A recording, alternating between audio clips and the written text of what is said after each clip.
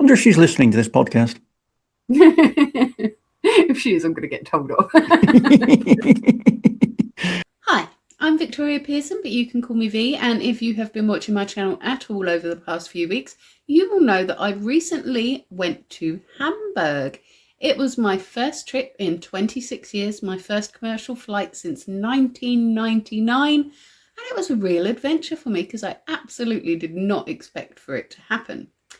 My friend, the Barefoot Backpacker, who some of you might remember came on my channel to show off some of their stand-up comedy skills a little while ago, has their own travel blog. They are the Barefoot Backpacker. They have done 100 countries in the last 50 years. And it's been so long since they travelled, they don't even remember what it's like to travel for the first time as an adult.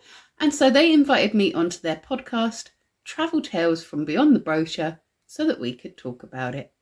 Say hello to V. Hi. Hello. Thank you for having me on again. I am the least well-travelled travel vlog guest ever. So, why do I have V on my podcast again for the umpteenth time? The answer is V has just done something that's fairly vanilla for my circles, but not for V's circles. What have you done, V? I have finally left the UK as an adult, aged 41, and taken my first trip for 26 years, my first flight since 1999. Which is quite something. Just proves that, I am an influencer, and she wouldn't have done it if it hadn't been for me, which is technically more true than she thinks. It really is. Indeed. So I suppose my first question is some background as to why you have taken your first flight for 20 odd years, why it's taken you this long, and why that flight. Okay, so you kind of hinted at this by saying that I largely went on this trip because of you. And of course, it is your awesome influence as well, right? But it wasn't with me. It wasn't with you, which is weird because I would have thought if I was going to go abroad with somebody that wasn't in my immediate family, it would have been with you. It took me, it was hard enough getting you to go to Manchester to beat me for my comedy thing. Actually, when you messaged me about Manchester, you said, "Oh, I bet you wouldn't come," and I just said, "Yeah, I will." That wasn't difficult. Yes, and how long did you spend there? 24 hours, and it exhausted me. You walked too fast. I don't know that I could have spent 4 days with you walk around Hamburg. I would have got lost. Wow. But yeah, so why was I in Hamburg? I was in Hamburg largely because of YouTube, actually, which is, again, because of you. So I've mentioned this to my own followers, but for your listeners, I'll just quickly run down. I've never travelled, not as an adult anyway. I've never been able to afford to travel. I couldn't even afford to get a passport. And then I started doing my YouTube videos and messing about on there. And you asked me, could I help you with editing some of your videos? And so I started doing that. And after a while, you said to me, I have another friend who is looking for a video editor. Why don't you message her? And I did. That was Sassy Wyatt of Blind Girl Adventures. And I have been editing her videos for about a year now. And in January, late December, early January, she said to me, would you be able to come to Hamburg with me? I'm doing a product launch there. And because my dog has retired, I need a sighted guide. And so I went along with her. She was going to the Airline Interiors Expo, which is about as interesting as it sounds. And she needed a guide dog, essentially, and hers is retired. So I went there to guide her around. I do better audio descriptions than the dog, but I am possibly not as good at guiding her as the dog is. So were you particularly, obviously, because you hadn't done this for so long, were you particularly sort of anxious about not just because you were sort of going there as a responsible adult, who knew, but were you particularly anxious about, taking a flight for the first time? Were you particularly anxious about how it was all going to go? I was well, yes and no, in that Sassy is a very experienced traveller. She travels all the time. She's got a travel vlog. And I figured that I would probably be all right with her, especially as she had booked assistance. I think we'll come back to that in a bit. And yeah, so I was very anxious about the actual airport itself, because I like to have a look online if I'm doing something new, and I like to watch other people doing it and watch a whole walkthrough. There isn't an awful lot of walkthroughs of Heathrow Terminal 5 online, especially the bits I was most worried about, which is the security parts, because you're not allowed to film there. And so I wasn't sure what to expect. And as I said, last time I flew was 1999, where I went as an unaccompanied minor, breezed through security. I made a joke about having a machine gun in my bag and leaving my grenade in my other coat, and nothing bad happened to me as a result of that joke. And it was all very sort of, they forgot about me at the other end. I made myself through custom. It was very relaxed. And I've gathered there's been a few world events since then that might have changed air travel a little bit. And so I was expecting it to be very, very full on. It actually wasn't at all, though. A lot of the things that I was anxious about were not things that came up at all. For example, when I went to the States as a child, they asked me why I was coming, and this big thing was made about how I have to answer correctly, right? And I have to, because if you're going for business, that's a different thing than if you're going for a visit in a family or on a holiday or whatever. And so I tied myself up in knots about this on the way to Hamburg as well, going, oh no, what do I say? Do I say I'm going for work? Because I am, but have I got the right visa for that? I don't know. And my friend went, don't worry about it. Why are you worrying about it? And literally nobody asked me. Nobody asked me why I was there. Nobody asked me what I was doing, what my plans were when I was coming back, or any of the sort of security questions that I expected. And it kind of threw me how easy that aspect was. The most overwhelming part was Heathrow Terminal 5 itself when we first arrived, because we didn't have the assistance that we'd booked. And I had 2 suitcases and a blind lady, and the little barrier things are very, very narrow, right? And if you're looking up at the signs and there's people all around you and you're panicking that you're going to the wrong gate and you're dragging a suitcase that's very unsuitable behind you and you've got another suitcase and a blind lady, guess what happens? You walk her into the barrier twice. She gets very angry with you. Sassy is obviously not on this Zoom call, so we should sort of be a bit more polite. But can you describe Sassy in sort of easy terms? What, physically, you mean? Or yeah, I mean physically and attitude-wise. See, Sassy is, and I'm sure she wouldn't mind me saying this, she is absolutely tiny, right? In fact, I was editing a video of hers one time when she's at Universal Studios, and the height cutoff for a ride is 100 centimeters, and she's having to argue that she is 104 centimeters and can get on this ride. So she's very, very tiny. She's got very bright red hair, and she dresses in quite bright colors as well. So she's not easy to miss, even though she's very tiny. But when she's shouting at you, which she does, it is quite difficult not to laugh at her. And in fact, at the end of the trip, I said to her, you can just pretend that was all nervous laughs because you're so scary if you want to. But really is. You're so cute. But yeah, so part of the issue was that we had been let down by passenger assistance. They weren't very helpful. They didn't turn up, and I was having to do all this stuff. And so obviously she's feeling my overwhelm, and then I've walked her into a barrier twice. So she's not in the best of moods. And then when we went to go through this fast track, the barrier let her through, but it didn't let me through for some reason. And she was going, just jump over it. Just slide under it. And I'm like, there's armed police over there. I'm not going to. That is a hard limit for me. But actually, that was the most stressful part of the trip, was actually the airports. And I didn't walk her into anything else again for the whole 4 days. And even on our last day, we went to this flower garden and apothecary garden that was opposite our hotel. Absolutely massive garden in Hamburg. I think it goes across the whole of the city, sort of thing.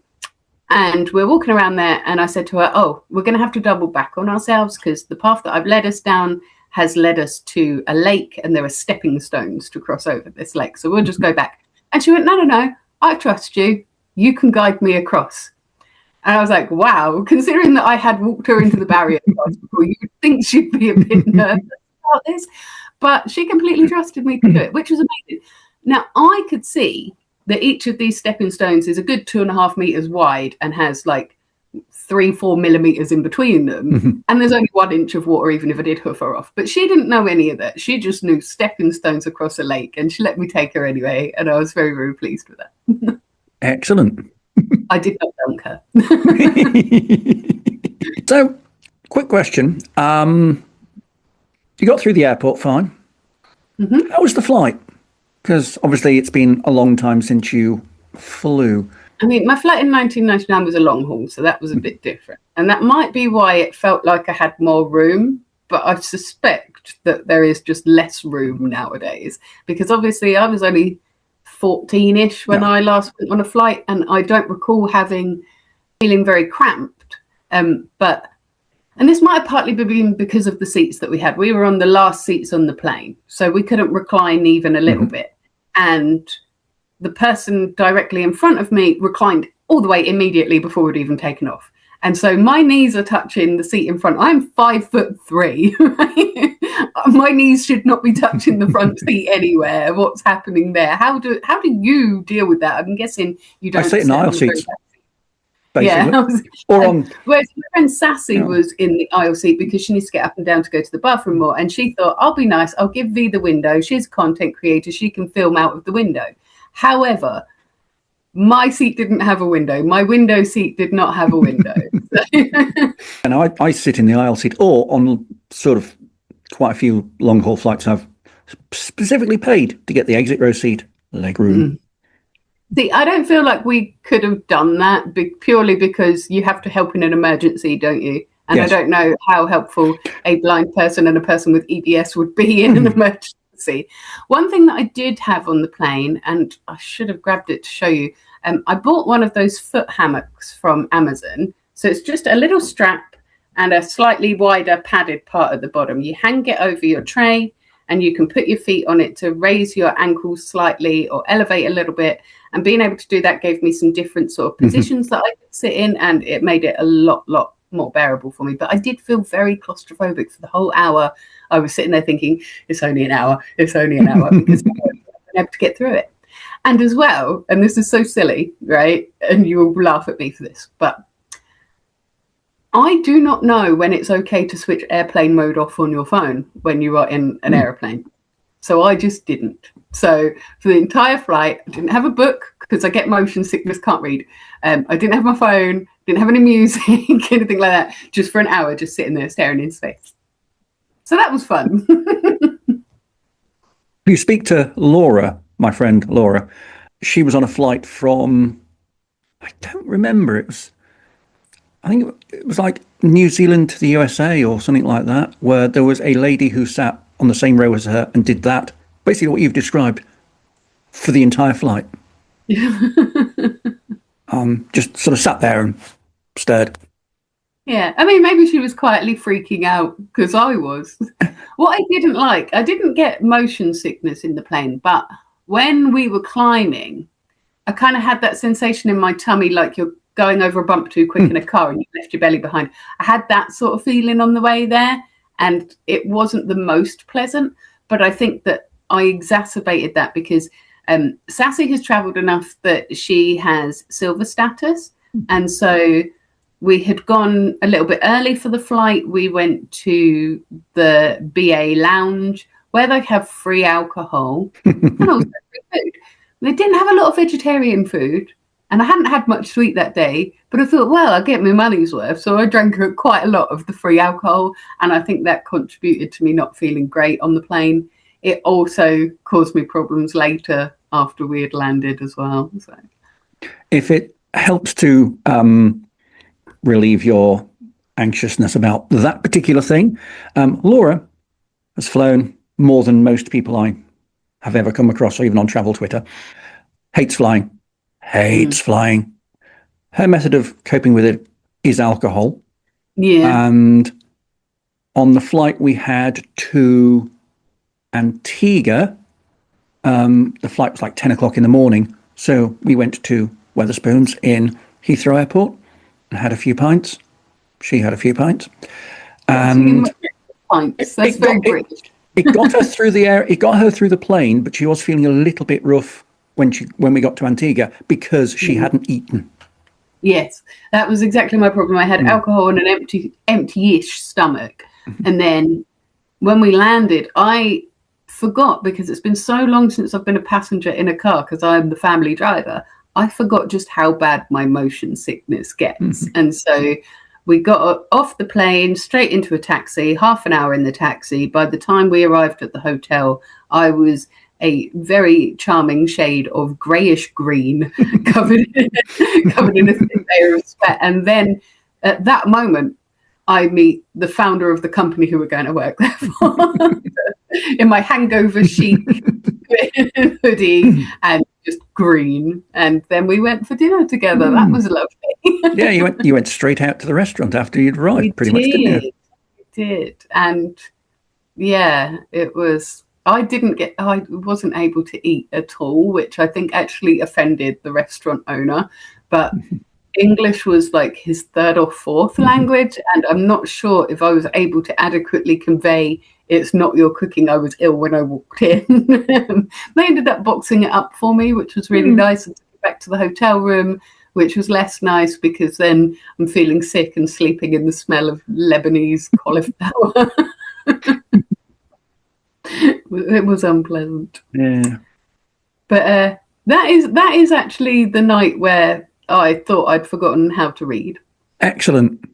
Because I mean, was that down to the fact that you just had a rough, well, not a rough flight? Yeah, well, see, we arrive at this restaurant and there's 3 of us there, and 2 of us get given menus, because obviously people don't give a menu to Sassy. It's my job to read the menu out to her.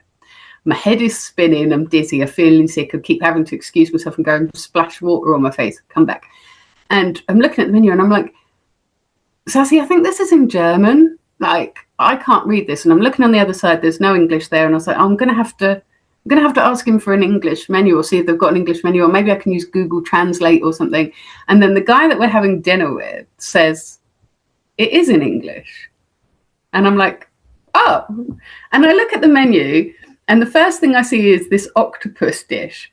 And octopus is spelled Oktopus. And I thought, has it always been spelled like that? Am I just so tired I've forgotten how to read? And I even said, I think I might be feeling so ill I've forgotten how to read. Anyway, it turns out they'd just given me a German menu. And that happened everywhere we went as well. People just kept giving me a German menu. I don't know why. I wasn't even attempting to speak German. Was that something that worried you about the trip, just having to communicate in a foreign language? Yes, but again, needn't have worried. It's Hamburg. They speak better English than I do. And actually, the event that we were at was very, very international. And so before we went, I remember thinking, I wish I spoke more German. But at the end of the trip, I was like, gosh, I wish I spoke better French, because we'd spent so much time with French people. I spent a lot of time working out how to yell, stand aside, please, in German, because I'm guiding a blind person, and move, bitch, is a thing that I say in London a lot. So I wanted the German equivalent. Didn't have to use it once. There is something about, I don't know if it's something bad about the UK or something good about Germany. I never had to say excuse me to anybody. They saw the blind person coming and they moved out of the way. That has never happened in the UK, ever. People see the cane and freeze in front of them. Yeah, one of the things that when you travel a lot, you sort of see the differences in culture and society between different countries. So was there anything else you obviously didn't experience much of Hamburg because you're in the expo for much of the time, but was there anything else that surprised you about that you obviously hadn't experienced much because you've not been out the country much? I mean, one of the things is that consideration, actually. This is probably a law here or something, right? But where we were in the hotel, we were quite near a very busy road. There was like 6 lanes. And so it was obviously a main trunk road. Quite often there were emergency vehicles that went down it. Anytime that one did, all of the cars would just move to the side, create a lane in the middle for the emergency vehicle to go down. The emergency vehicle wasn't having to like weave in and out of traffic ever. And you wouldn't get that in the UK. It just doesn't happen like that in the UK. People might move or they might not, but you definitely wouldn't have this really efficient sort of parting of the sea so that this ambulance can come down the middle of it. And I thought that was really, really nice. Yeah, I really enjoyed that. I do wish that I'd got a chance to see a bit more of Hamburg and the people in Hamburg, because like you say, I spent a lot of the time inside the exhibition hall, which maybe wasn't the most picturesque part of Hamburg. But I would definitely go again because it felt really, really friendly there. It felt really, really safe there. Somebody had said to me before I leave, oh, don't pay any attention to the news about how dangerous it is. Well, I'd never heard that on the news about Hamburg being dangerous, but I was like, okay, I won't. But after they said that, I thought, well, I am in a big city. It's Germany's second biggest city, I think. There's probably going to be a lot of people around. Maybe that is the sort of place where you'd have your phone snatched out of your hand or something like that. So I bought one of these anti-theft devices that you sort of put into the charger port and you can wrap it around your wrist or attach it to your bag. But I never once used it because it would have felt ridiculous. It felt so safe there. I was wandering through this part, which I doubt you've seen my video yet because you watch my videos about as often as I listen to your podcast. But I was walking through this neighborhood. There's graffiti everywhere. It's looking really run down. And it felt so safe. I felt so much safer than I ever have in London or anywhere like that in the UK because, I don't know, there were kids playing out on the street and, you know, the graffiti made a difference to me, actually, because, you know, I have this thing where I think that the graffiti that you see around a place tells you a lot about that place. Yeah, I did a podcast on that very point. Yeah. Well, one of the first pieces of graffiti that I saw was a massive, great big banner hanging out of someone's window that said what I read to translate as never again fascism here. And then loads of pro-trans graffiti down this one particular street, like stickers everywhere, pride stickers everywhere. And yeah, it just felt nice. It felt really, really safe there. It was very, very good. Hamburg does have a reputation of being a very left-wing city. One of their football teams, St. Pauli, is pretty much the archetypal anarchist football club. And if memory serves, its supporters kind of fly the pirate flag and things like that. I like that. And yeah, I can totally believe it for that. I don't know if it was just that particular part of Hamburg that I was in, but it felt very sort of artsy, indie, leftist sort of vibe to it. I would like to go again for a longer trip and see a bit more of it, I think. Yeah, I've never been there. You would love it. So you should get somebody to visit Hamburg rascally drunk and talk to them about it, but not so drunk that they forget the conversation now. What, again? We'll tag them, it's fine. You went with Sassy, who obviously is a blind traveller, and you've spoken a bit about sort of accessibility and things like that. But do you think there was anything...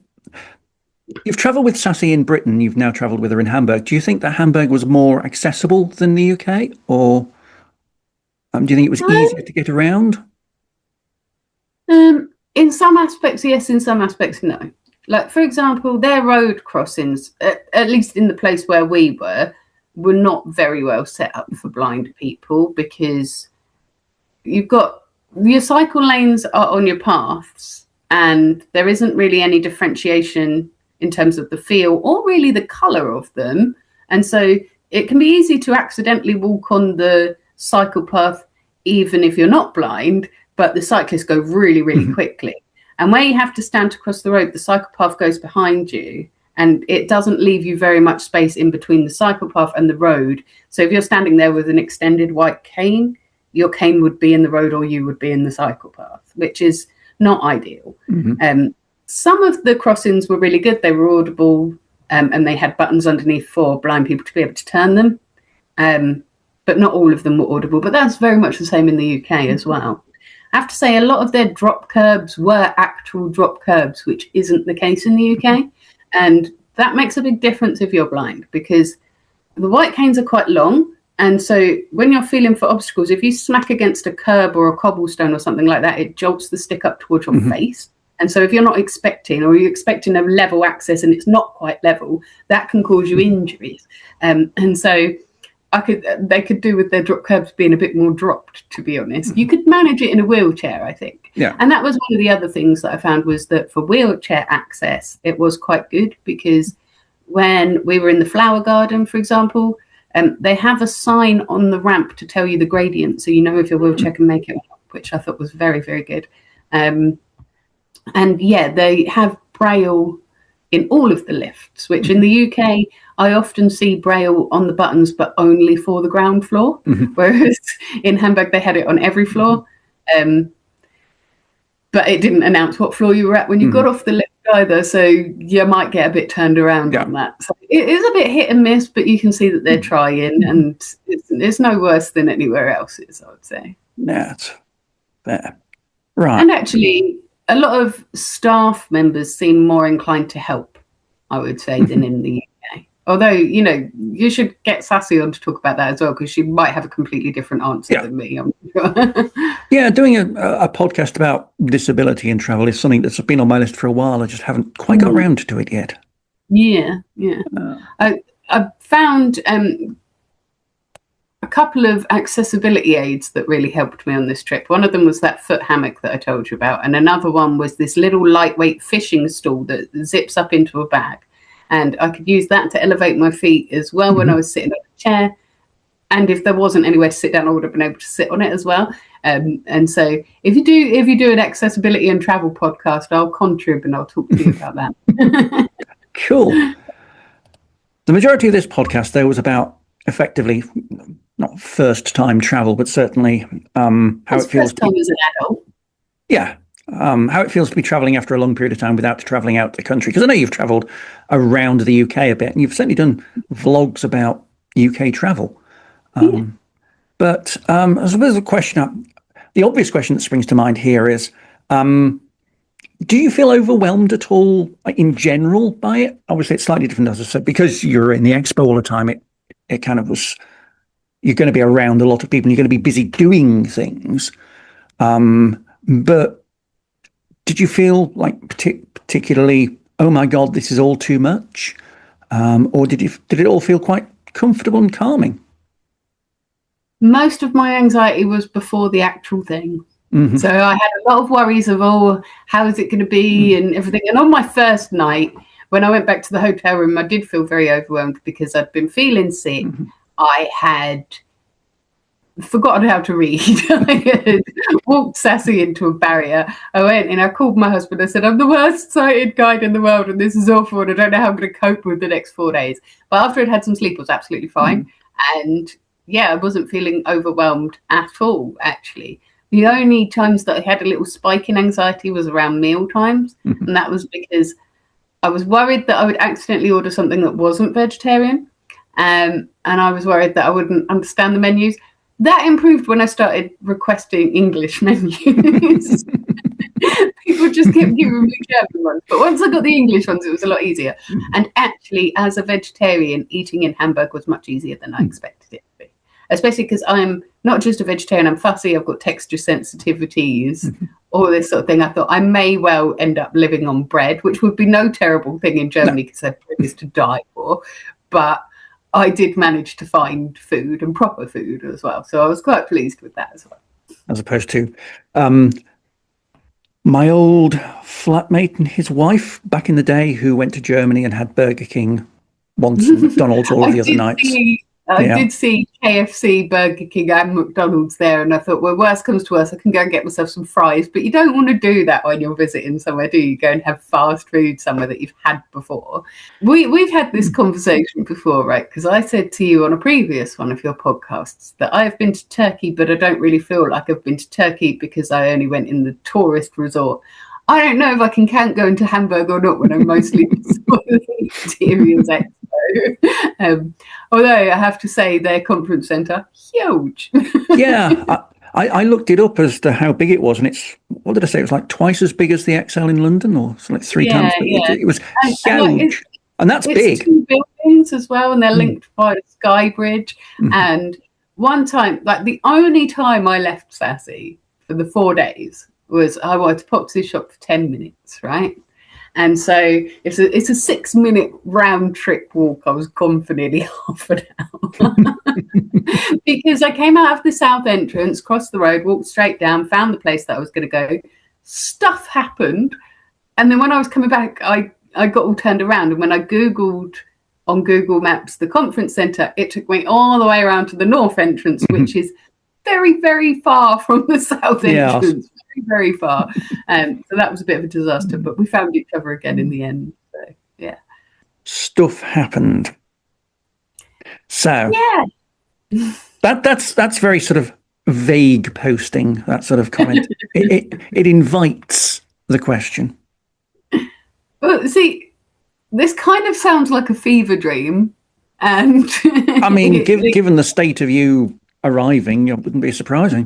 I mean, by then I was feeling lots better, okay? And I'd wandered through this area, taken lots of B-roll for my little vlog, and I was doing very nicely. And I popped into this shop, and when I came back out, there was this child who's about 3, 4 maybe, and he was really like howling, crying. And he was like struggling to catch his breath crying. So he'd been crying for ages, and he's shouting, "Mama!" And I can't see anybody around looking concerned. And so I tried to say to him in German, "Where is your mum?" I don't speak German, right?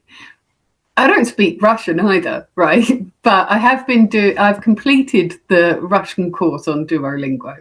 And it turns out if you press every day, "I can't speak right now, I can't listen right now," you can complete the whole course without learning a lick of Russian. But apparently I had enough that when I tried to say in German, "Where is your mum?" to this child, it came out in Russian. What really shocked me was this child, who again is about 3, replied in such fluent Russian, I couldn't understand him. And so I had to have a little panic and be like, "Don't know what you're saying." But I think I catch in it that he doesn't know where his mum is. And like I said, that conference is massive. And so there were quite a lot of police just wandering around, and I'd seen one a few minutes before. So I wandered back and I said to the kid, "Wait here." And I went and got this police officer and explained to him in English, "This isn't my child. He seems to be lost. You're a grown-up. You deal with it." Sort of thing. And he speaks to the child in German, and the child replies in German, and there's a bit of back and forth.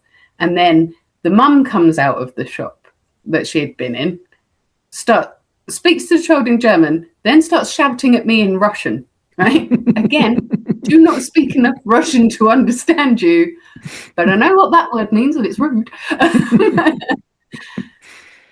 Then she's speaking to the police officer in German. He then starts speaking to me in German. I said, "I'm sorry, I don't understand," in English. And so he went, "Oh, sorry," and then started speaking to me in French.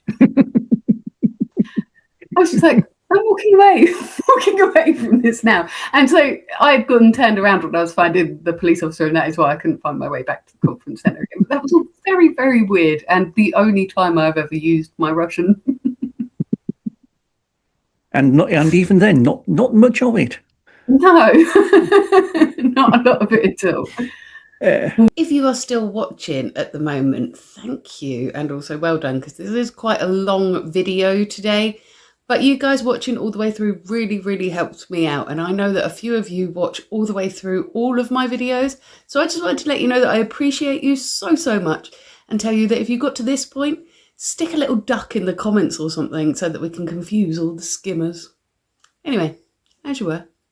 We were talking about the anxiety of Heathrow Airport. How was Hamburg Airport on the way back? Did you have any problems? Beautiful compared to Heathrow. Partly because I decided that I would deal with any overwhelm by going to the nearest person in a uniform and saying, "This is my first day on planet Earth. I have no idea what I'm doing. Please help me." And he was very, very good. He went, "Welcome to planet Earth. Did your home planet issue you with a passport? Can I have it, please?" And it was very, very good. In fact, it would have been absolutely awesome had it not been for the fact that we, again, decided to arrive early because we were tired and eat there and then head to the plane after that. And so we arrived a good 3.5 hours early, and there was no one at the BA desk. And we stood there for over an hour waiting for them to come. And then they were like, "Oh yeah, we were on lunch." And Sassy was like, "And you couldn't have put a sign up or something, so we didn't just stand here." And she was getting very, very stressed with them. So that's why I was like, "Okay, first day on the planet, let's go." But yeah, so by the time we'd stood there for an hour, because we've both got chronic pain, we were both kind of grumpy about it. But again, they had free booze in the lounge, so what are you going to do?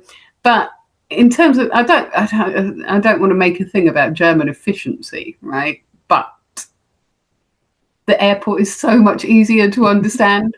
There are big yellow arrows, and you follow the big yellow arrows, and you literally cannot get lost. It's a lot smaller than Heathrow, it has to be said. But it's just all very clear. There's a very obvious pathway that you obviously go to, and it takes you past the baggage claim and out to the taxis, and it's just all very smoothly done. And I much, much preferred that to Heathrow, which was scary. Do you think, having now done it once, you would be able to do it on your own, or do you think you would still need to have someone around with you?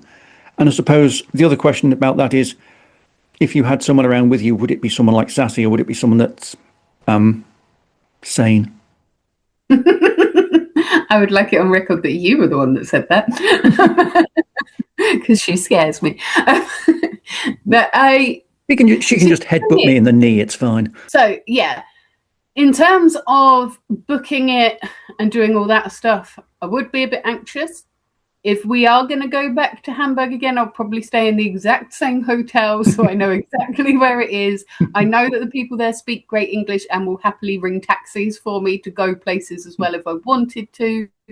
Although I might avoid the taxis this time and try to do a bit of public transporting, but that's a bit anxiety-inducing as well. But I feel like a proper trip has to include some public transport, and planes don't count. I would go again with Sassy, even though she scares me. But because she is a very well-seasoned traveller, and so she finds it all fairly easy. And of course, although I wouldn't recommend being disabled, having a disabled friend and travel companion has got its perks. For example, the passenger assistance, when it turns up, fantastic. Being in boarding group 0, so you can settle yourself in before everyone else gets on, pretty fantastic. Although it niggles at my social anxiety, walking to the front of queues and things. It just feels wrong. But it's not, you're allowed, but it feels weird. And yeah, I would happily come along on a trip with someone like you, because you are an experienced traveller as well. Although I'd have a different flavour of anxiety if I was travelling with you, which would be that you're going to walk too fast and I'm going to get lost and left on my own. I mean, that's a better anxiety than most people have when they travel with me, which is, Nell, you're going to die. Well, I would probably check borders and things like that more carefully than I would with someone else, because I know you have a kind of laissez-faire attitude to such things. And I don't want to live in a different country without my passport. Thank you very much. Yeah, I would do well traveling with Sassy. I mean, neither of us would get back, but I would pay very good money to watch that collab on YouTube, I have to say. It would be hilarious, and I'm not sure who would start shouting first. It's all right. I could just pick her up and shove her in a dustbin. Do you know, when I was walking her across those stepping stones, she said, "This is the one and only time that you have my permission to pick me up if needed." And then she followed that with, "If you can," because she knows I've got a shoulder injury. Yes. But you weigh about the same as a pencil, so it'll be fine. Yeah, but like a cat, she is fierce. Yes. You would. I wouldn't want to pick up a cat. You could pick her up, but you wouldn't want to. No, quite. Wonder if she's listening to this podcast. If she is, I'm going to get told off. Does she watch your videos? I mean, yes, I think so. She makes out that she does anyway. Yeah. Excellent. And actually, because of that, I found that I've sort of slightly changed the way I make my videos, in that because I know that a blind person is watching, I tend to describe things more than I used to. And I think it's when my videos a bit better for it, actually. Yeah, I'm not very good at describing things, because there's a million and one ways of describing things, and I don't know what's important. Oh no, you've just unlocked another memory for me. Ooh. When we were in the expo, we're walking back, right? And we're walking back to the hotel. And it took us a little while to get out the building. And Sassy's asking me, "What does this person look like? What does that person look like? What does he look like? He sounds handsome." And I'm describing these people in very stark terms, right? Very, very warts and all sort of descriptions, because it's not fair to sit there and dilly-dally and be polite because she can't see. She wants to know what these people look like. After I said about one particular person's mole, that's when I heard their voice behind us and realised, oh, they are 2 meters behind us. How long have they been there? They never mentioned it, and so I never mentioned it, but I did struggle with the eye contact after that. Yes. How would you describe us then, if you were wanting to, because obviously you have a video, so if you want to describe the two of us on this video to a blind person, how would you do it? Well, I have in fact described you to Sassy before. I've also described myself to Sassy before, but I think it's much, much harder to describe yourself than it is to describe other people. And so I find describing you quite easy. You are a very tall, very brightly coloured MB with purple hair, your barefoot crop top on, you've probably got bare feet, I can't see them. I've just realised that you're wearing the same shirt that I was wearing this morning, so I'm glad I got changed before the podcast. Actually, I had that on earlier. That would be a very, very strange bit of matchy. It would. I was wearing it this morning, but I filmed another vlog this morning, and so I thought I'd better get changed so it doesn't look like I've been wearing the same shirt for 3 weeks. So that is how I would describe you. I've never once described you without using the word colourful. Yes, I am. Life is too short to be beige. Yeah. Well, see, I can describe you in quite a lot of detail. When it comes to describing me, I was just like, I'll just think Barbie's let herself go. Kind of talked mostly about your trip and how it felt the first time traveling for a while. And we talked about, would you do it again? Just as an overview, what do you think was kind of the most, I'm not going to say important is the wrong word, defining moment of the trip? Was there a moment that you thought, yes, I'm actually doing this, and yes, this is fun, or yes, this is horrible, but was there a particular moment where you felt that you were doing it, if that makes sense? Like you have stepped outside of your comfort zone, you are in a foreign country guiding someone around. Was there a moment that you felt, oh my god, I'm doing this? I mean, defining a big moment for me was leading Sassy across those stepping stones, because as I said, she had no idea. Like, she could have been picturing soaking wet jagged rocks and waves and all sorts. She had no idea what she was being led into, and she trusted me to lead her through that, and that's going to stay with me for a long time. But actually, and this is a random thing to say about Germany, but we went out for Japanese food on the second night, I think, and it was my first time eating Japanese food, and I didn't really know what I was ordering. And as I say, I'm a bit texture averse and I'm a bit anxious about food in general, but I thought I'll just taste lots of things, and that's very unlike me. I'm very much these are my safe foods person, and those things are mostly just bread. And then there I was with all these different things, and we had a lot of appetizers, and we were all sort of sharing, and luckily I chose things that you could eat with your fingers, because I didn't want to be the only person there that couldn't use chopsticks. That would have been a bit embarrassing. But it was big for me to try a food that I didn't know what to expect from. It was big for me to try a food that I didn't know what the texture was going to be like. I managed to order vegetarian food when I wasn't 100% sure that's what I was doing, but I managed to.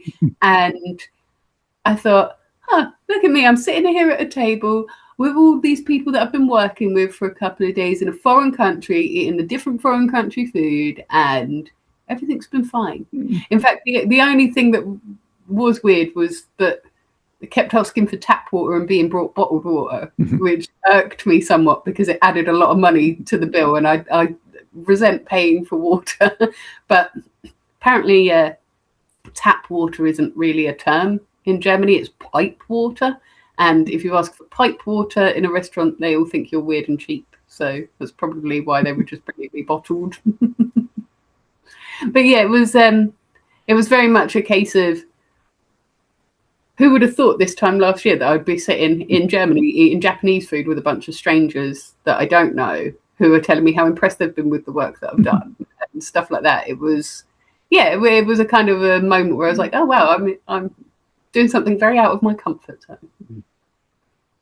So you're now officially a travel influencer.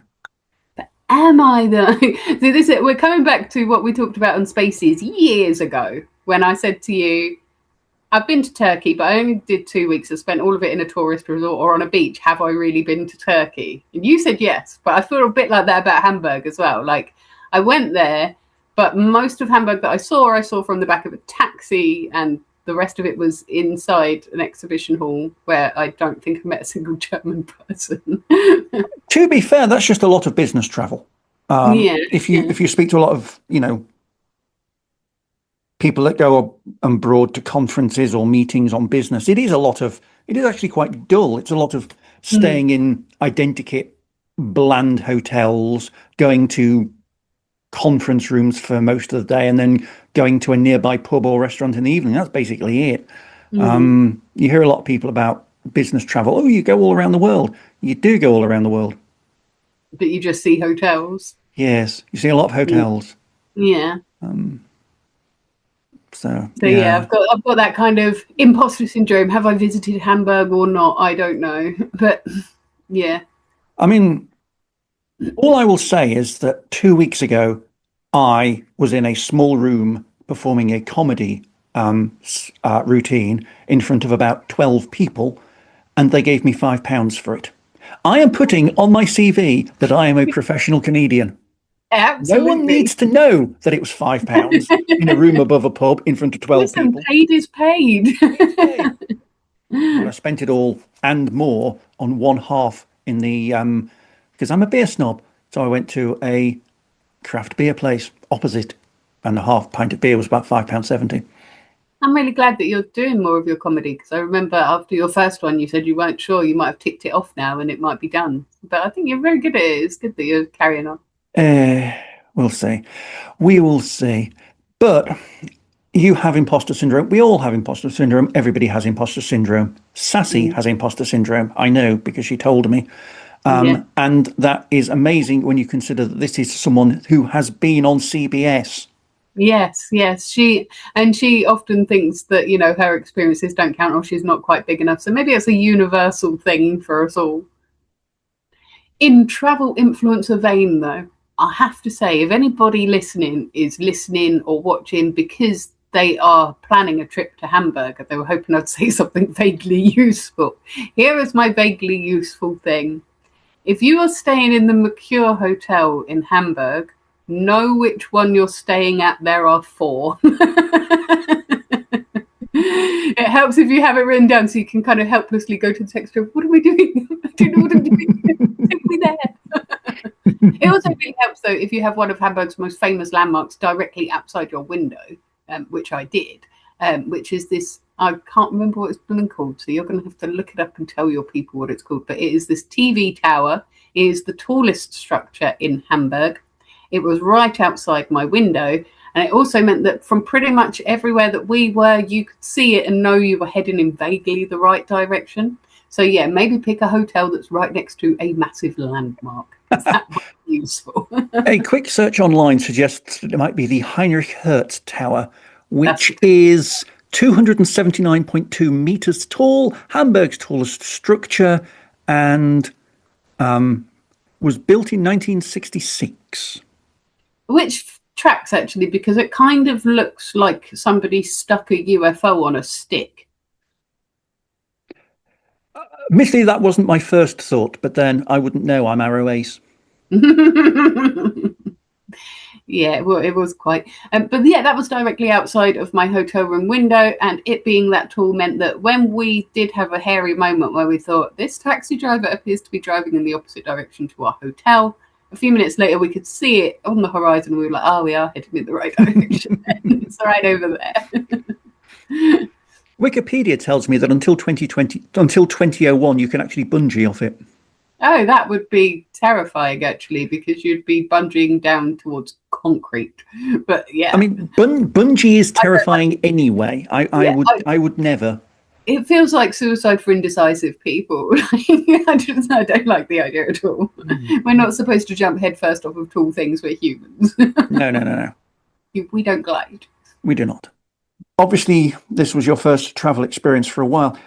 Did you worry about what to pack? Did you have a packing list? And did you?